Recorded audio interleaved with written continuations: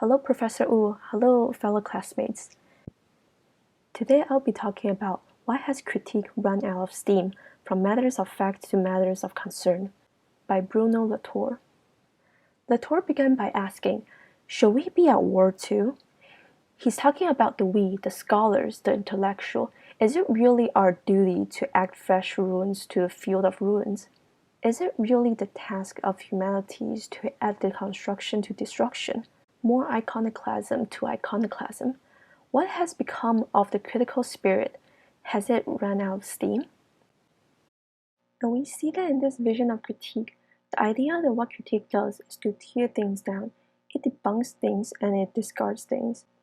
And people who engage in criticism professionally, the world's at war, and in times of war, why is it that critics, people who are professionally trained in criticism, rhetorical criticism and social criticism, all that sort, why is it that we haven't revised our battle plan?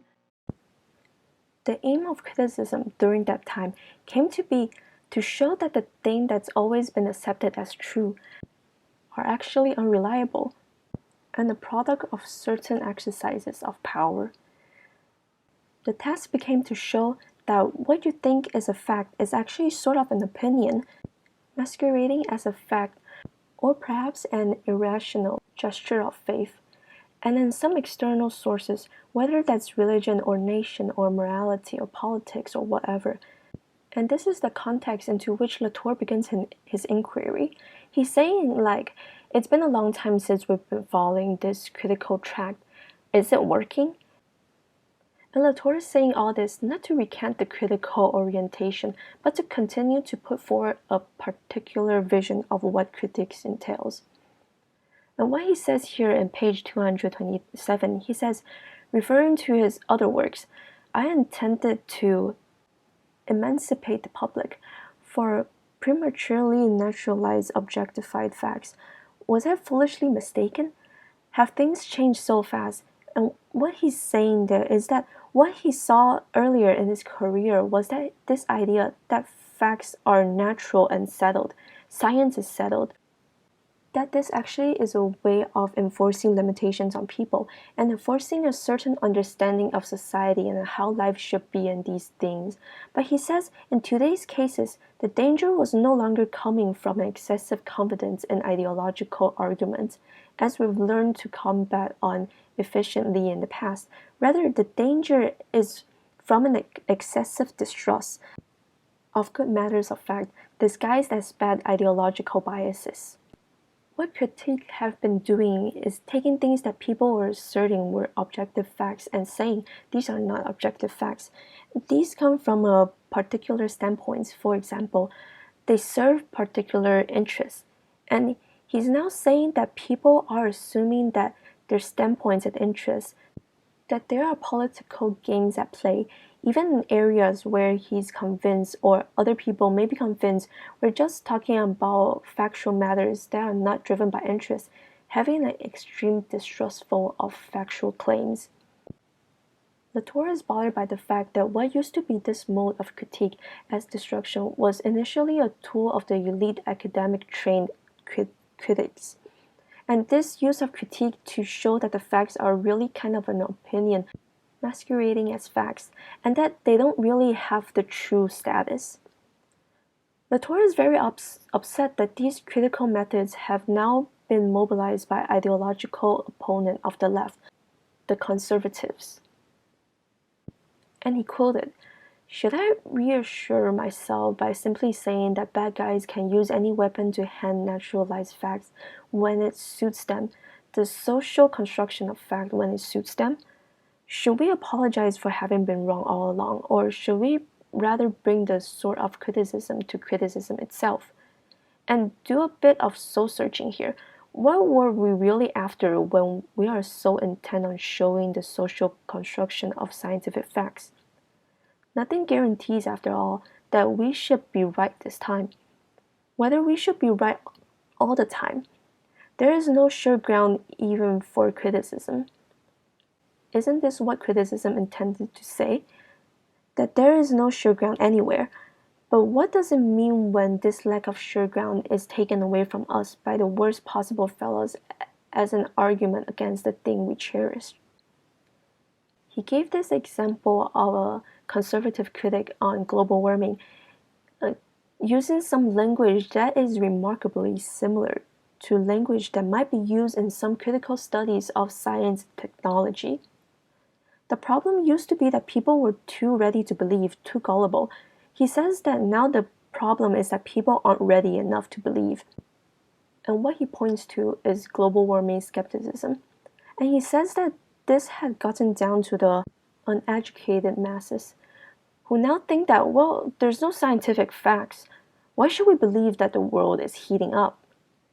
His argument is that the form of critical spirit has sent us down the wrong path, encouraging us to fight the wrong enemies and, worst of all, to be considered as friends by the wrong allies, because of a little mistake in the definition of the main target.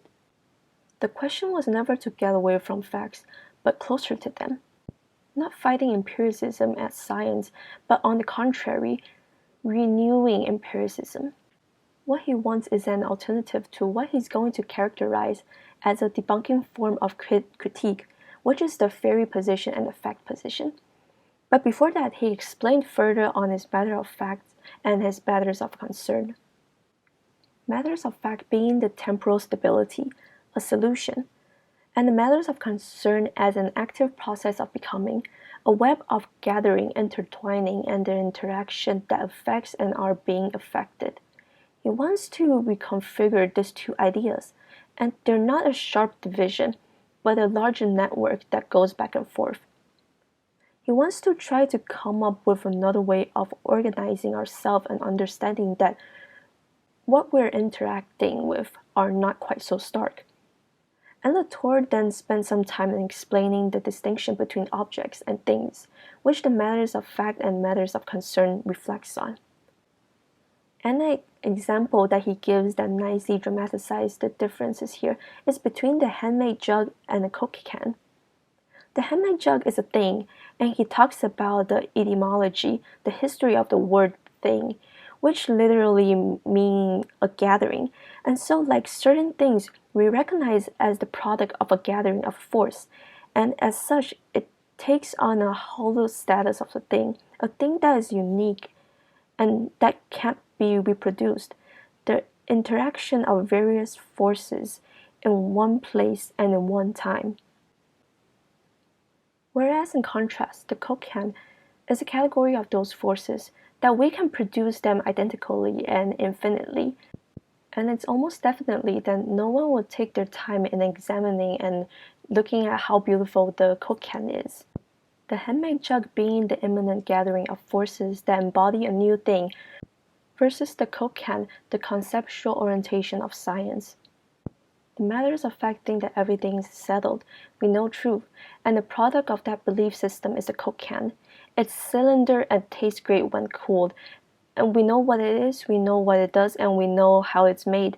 We know where it comes from, and we've seen it before, and we'll probably have seen it again. And for those reasons, the matters of fact we come to treat rather apathetic because we assume its stability. But introducing the matters of fact and matters of concern, this idea is very difficult because as soon as we start aiming a critical gaze at things, everyone assumes that we're going to be taking something away, that what they believe in are nonsense, and we're going to deprive important things of their status and of their reality. And Latour thinks that people have this assumption because it's a fairly accurate assumption based on certain forms of critiques. He then brought forth the two positions of critiques, the theory position and the fact position.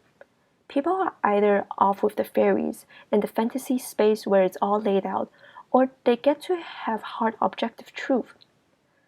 The theory position makes an assertion of fact. In saying all of the things that people think they know are actually all projections of their minds, of an unseen force, whether that's the force of ideology, the tradition, or the force of the family. However, this tends to overestimate the capability of human minds and ignore the bigger structures such as race, class, gender, neurobiology, and psychology, etc., which is the fact position focuses on.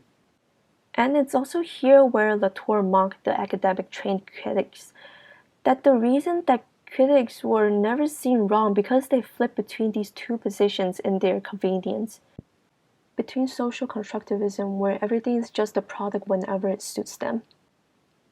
What Latour is pointing us back to is the idea that facts are not as durable as we thought they were, and rather than use that as an excuse to kick around and attack even more facts, maybe we need to move away from that and reimagine critique as something like an ethic of care, a thing that considers the matters of concern, the unknown, and something that requires thought, so that we can begin to build back up a social order in which knowledge is possible.